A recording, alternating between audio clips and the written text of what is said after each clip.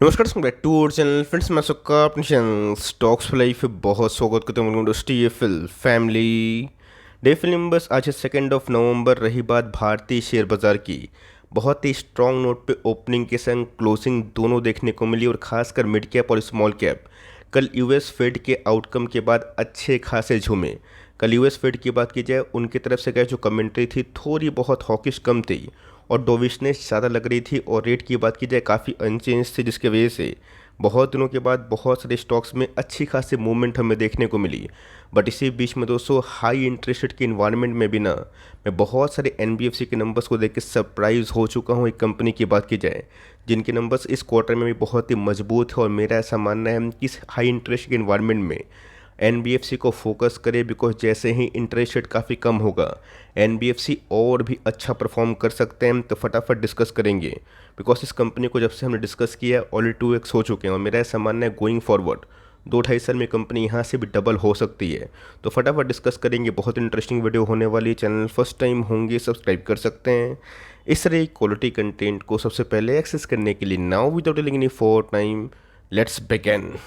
अगर आप चाहते हैं कि हमारा भारत ग्रो करे तो उसमें दोस्तों एनबीएफसी और बैंक का एक बहुत ही इंपॉर्टेंट रोल प्ले होगा।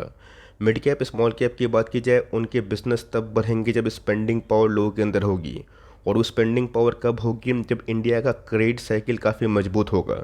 सबसे पहले का जो इंटरेस्टिंग जो फैक्ट्स एंड फिगर्स हमें देखने को मिल रहे हैं, चलिए उसको वन बाई वन करके देखना बहुत ही इंपॉर्टेंट है। तो लास्ट ईयर इसी साल में दोस्तों इनके रेवेन्यू की बात की जाए 3067 रुपीज़ इन करोड़ से, जो गैस बढ़ के कितना हो चुके हैं 4695 रुपीज़ इन करोड़। मतलब दोस्तों इनके वाई ऑन वाई में बहुत ही मैसिव जंप हमें देखने को मिल रहा है। रही बात दोस्तों इनके क्वार्टरली फ्रंट की, आप देख सकते हैं कि 4170 से उसमें भी कैसे हमें एक बहुत ही डिसेंट जंप देखने को मिल रहा है। अभी का इस 2023 में Q2 में जो इनके रेवेन्यू है ये पूरे 17 की बात की जाए, ये इनके टॉप लाइन थे। ऑफकोर्स का इस कंपनी 17 में जितना कमाती थी ना, अभी एक एक क्वार्टर में वही कमाता हुआ देखने को मिल रहा है। ऑल दो इस कंपनी के कुछ एक्सपेंसेस भी होते हैं, खर्चे भी होते हैं, तो इस पर कैसे रेवेन्यू बहुत ही अच्छे तरीके से बढ़े हैं। ऑफकोर्स का जो खर्चे हैं ना 2004 से 2304 से कैसे अगर आप देखें तो 3630 ये बढ़ता हुआ देखने को मिल रहा है। क्वार्टरली फ्रंट की बात की जाए उसमें भी हमें एक उछाल देखने को मिल रही है। लेकिन दोस्तों प्रॉफिट फॉर द पीरियड की बात की जाए पैट,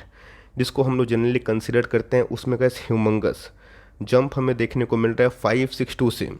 अगर आप आंकड़े देखें तो 772, मतलब का इस मैसिव जो जंप है वो हमें देखने को मिले। और मार्केट में जब इनके Q2 के बिजनेस अपडेट आए तब गए स्टॉक में भी अच्छी खासी प्राइस इजाफा देखने को मिल रहा है। क्वार्टरली फ्रंट की बात की जाए उसमें भी हमें एक बहुत ही डिसेंट सी जंप देखने को मिल रही है। तो मोटा मोटी का सारे फ्रंट में, चाहे वो टॉप लाइन की बात की जाए, बॉटम लाइन की बात की जाए, ईपीएस की बात की जाए, वो बहुत ही अच्छे से बढ़ रहे हैं। लास्ट ईयर इसी क्वार्टर में गैस इनके अर्निंग पर शेयर 6.85 थे, जो गैस इस बार बढ़ के 9.40।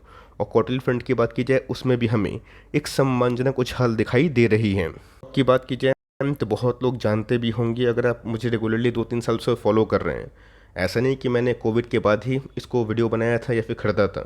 मैंने कहा ऐसे 1.5 साल पहले, 1 साल पहले जब रशिया यूक्रेन का मैटर शुरू हुआ था ना, तभी इस कंपनी को लाइक वीडियो बनाया था। और ऑफकोर्स 550 से लेकर 720-30 तक मैंने कंटिन्यूसली बहुत बार वीडियो बना के आप सबको इनकरेज किया। उसके बाद स्टॉक गैस सीधा दोगुना हुआ, और आज के नंबर्स के बाद मार्केट आवर्स में गैस कंपनी 3% भाग चुकी है।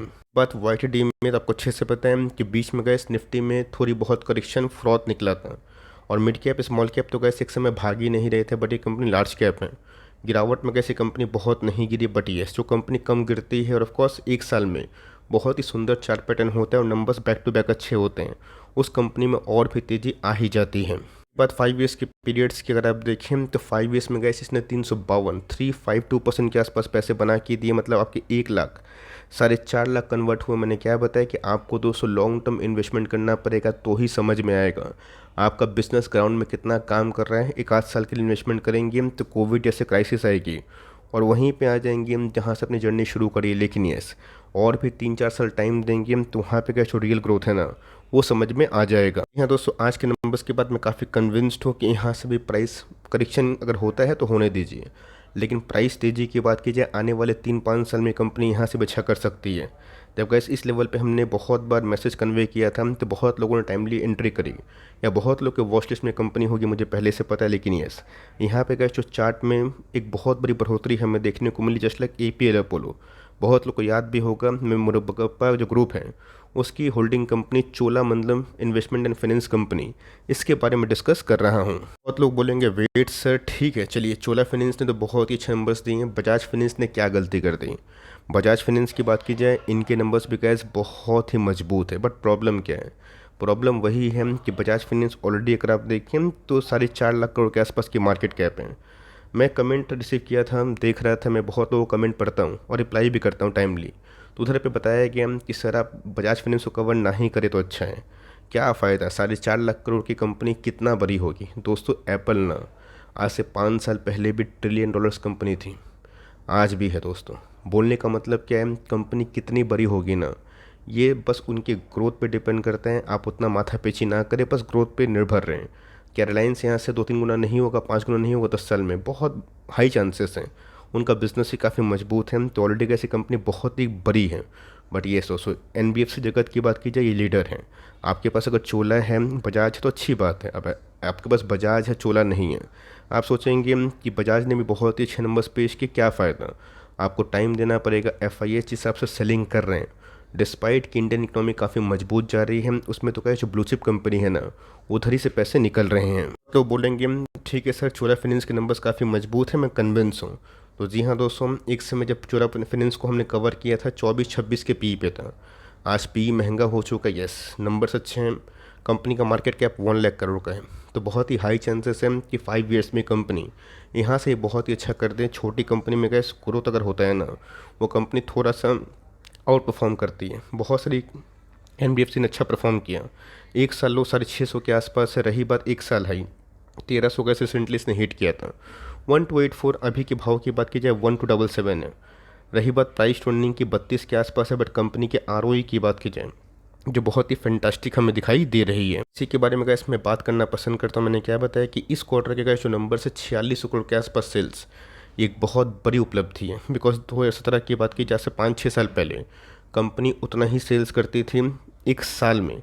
आज एक क्वार्टर का गैस वो सेल्स हैं। रही बात प्रॉफिटेबिलिटी की, आप देख सकते हैं कि पूरे साल में ना कंपनी 700 करोड़ के आसपास प्रॉफिट कमाती थी, जो गैस इस बार ना 772 करोड़ के आसपास हमें देखने को मिल रहा है। मतलब दोस्तों, कंपनी बहुत तेज़ी से स्केल अप करी है, और पिछले 6 सालों में ना मैं एक चीज़ विटनेस कर रहा हूँ कि कंपनी के टॉप लाइन 3-4 गुना हो चुके हैं। अगर इस TTM की बात की जाए, आप देख सकते हैं कि कंपनी के सेल ऑलमोस्ट 16,000 करोड़ के आसपास हैं, और जो प्रॉफिट के आंकड़े गैस मैंने आपको दिखाया 700 करोड़, वो गैस बढ़ के 3,000 करोड़ के आसपास हमें देखने को मिल रहे हैं। मुरब्बा ग्रुप की बात की जाए, ऐसे बहुत सारे स्टॉक शेयर बाजार में लिस्ट हैं जो कंपनी बहुत ही अच्छा पैसा बना के दी है। बट यस, इन सब कंपनी में ग्रोथ के संग ना एक ब्रांड वैल्यू भी है, रिस्क कम है, और इसलिए गैस मैंने बहुत लोगों ने रिक्वेस्ट किया था कि सर ऐसे नेक्स्ट बजाज फाइनेंस बताइए।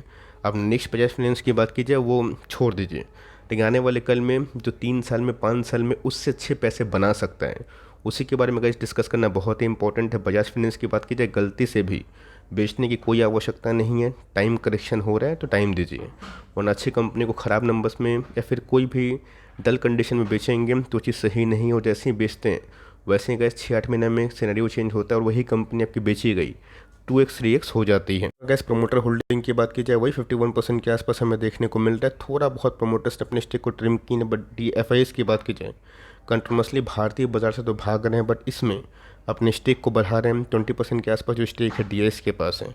और पब्लिक होल्डिंग की बात की जाए, पहले से थोड़े कम होते हुए देखने को मिल रहे हैं, मात्र 7% ही है जो पब्लिक इसको होल्ड किए हुए हैं। बहुत इंपॉर्टेंट क्वेश्चन कि सर नंबर्स तो काफ़ी अच्छे हमें देख रहे हैं, और बाज़ार की बात की जाए उसने भी थम्स अप किया है।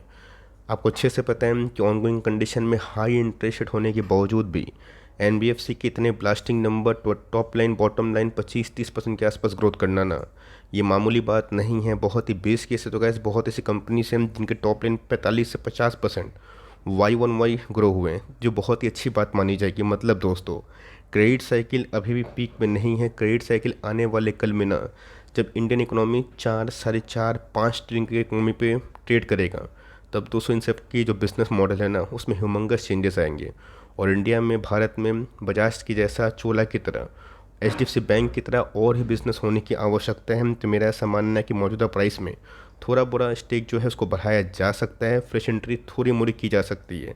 हमेशा का इस निचले भाव पे अगर मिलता है, ये माइंडसेट लेके ही चलिएगा और एक बार में निवेश मत करिएगा। बट ये कंपनी इंटरेस्टिंग दिखाई पड़ रही है ऑलरेडी। कैसी कंपनी हमारे सजेस्टेड लेवल से 2x हो चुके हैं और मेरा ऐसा मानना है गोइंग फॉरवर्ड 2-2.5 साल में ये कंपनी यहाँ से भी 2x होने की क्षमता रखती है। आपका क्या व्यू है, प्लीज़ कमेंट बॉक्स में बताइएगा। और ऑफकोर्स आप अगर इसको होल्ड करते हैं तो चाहे तो कमेंट बॉक्स में लिखना ना भूलिएगा। तो गैस मिलते हैं जल्दी ही, तब तक के लिए bye. Thanks for watching friends, God bless you all.